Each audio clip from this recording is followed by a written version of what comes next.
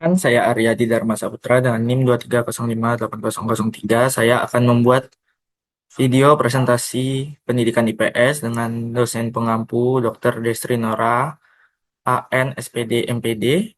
Kali ini saya akan menjelaskan 3 poin penting dalam pendidikan IPS dalam mata kuliah ini.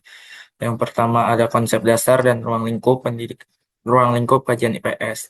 Ilmu pengetahuan atau IPS bukan hanya sekedar gabungan dari mata pelajaran seperti geografi, sejarah, dan ekonomi. IPS adalah bidang studi yang membentuk warga negara yang cerdas dan bertanggung jawab. IPS mengintegrasikan dan menyederhanakan dan menseleksi komponen-komponen esensial dari disiplin ilmu sosial dan humaniora. Fokus utama IPS adalah pada manusia, masyarakat, dan lingkungan. IPS mengajarkan manusia sebagai individu dan anggota masyarakat, masyarakat sebagai entitas sosial, dan ruang sebagai ruang hidup. Yang kedua, kedudukan IPS dalam struktur ilmu pengetahuan. Kedudukan IPS sebagai eh, seringkali menjadi perdebatan. Beberapa pihak melihatnya sebagai ilmu terapan, sementara beberapa yang lainnya menganggapnya sebagai mata pelajaran yang berdiri sendiri. Secara umum, IPS diposisikan sebagai jembatan antara ilmu sosial murni dan pendidikan. Ilmu sosial murni adalah disiplin ilmu sosiologi, geografi, ekonomi, sejarah yang memiliki metodologi dan teori yang kompleks dan mendalam. Sementara pendidikan adalah bidang yang berfokus pada proses pembelajaran dan pengembangan manusia. Yang ketiga, hubungan IPS dengan ilmu-ilmu sosial dan humaniora. Hubungan antara IPS dan ilmu-ilmu sosial dan humaniora sangat erat dan saling melengkapi. Hubungan dengan ilmu sosial, IPS adalah anak kandung dari ilmu sosial.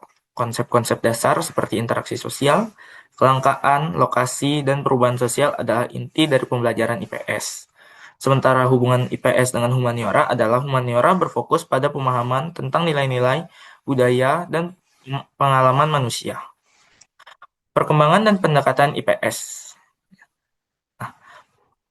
Pendidikan IPS dalam kurikulum di Indonesia, sejak diperkenalkan, IPS telah mengalami beberapa kali evolusi dalam kurikulum pendidikan di Indonesia. Yang pertama, di era 70-an, IPS pertama kali diperkenalkan sebagai mata pelajaran terpadu untuk menggantikan mata pelajaran terpisah seperti sejarah, geografi, dan ilmu bumi. Kurikulum 1994, IPS mulai dipisahkan kembali menjadi mata pelajaran disipliner di jenjang yang lebih tinggi SMP dan SMA. Kurikulum 2004 dan 2006 muncul kembali pendekatan terpadu dan tematik terutama di jenjang sekolah dasar. Kurikulum 2013 mengintegrasi IPS dengan pendekatan saintifik dan menuntut siswa aktif membangun pengetahuannya sendiri. Selanjutnya ada substansi pembelajaran IPS.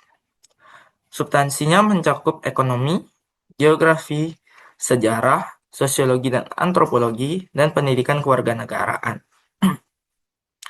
Yang ketiga, strategi dan pendekatan pembelajaran IPS. Agar pembelajaran IPS efektif, guru perlu menggunakan berbagai strategi, yaitu pendekatan kontekstual, pendekatan inquiry, pemecahan masalah, dan keterampilan proses. Yang keempat, IPS terpadu dan problema penerapannya. IPS terpadu adalah pendekatan yang mengintegrasikan konsep dari berbagai disiplin ilmu untuk membahas suatu tema atau masalah secara holistik. Contohnya banjir. Meskipun ideal, penerapan IPS terpadu memiliki tantangannya, yaitu pertama tantangan pedagogis, tantangan kurikuler, dan tantangan sumber daya.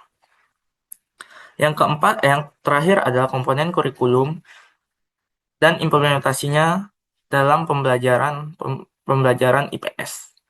1.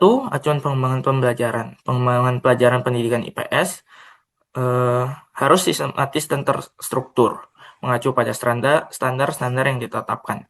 Standar-standarnya adalah standar isi, standar proses, standar penilaian, KI dan KD, serta silabus IPS. Yang kedua, pengembangan rancangan pembelajaran. Pengembangan rancangan pembelajaran atau rencana pelaksanaan pembelajaran atau RPP adalah langkah konkret guru untuk menerjemahkan silabus menjadi kegiatan belajar mengajar yang nyata. Tahapan pengembangannya meliputi: 1. Identifikasi dan analisis KD, 2. Merumuskan indikator pencapaian kompetensi atau IPK, yang ketiga menentukan materi dan metode, yang keempat menyusun langkah-langkah pembelajaran, yang kelima menyiapkan media dan alat penilaian. Mungkin sekian dari saya, lebih dan kurang saya mohon maaf.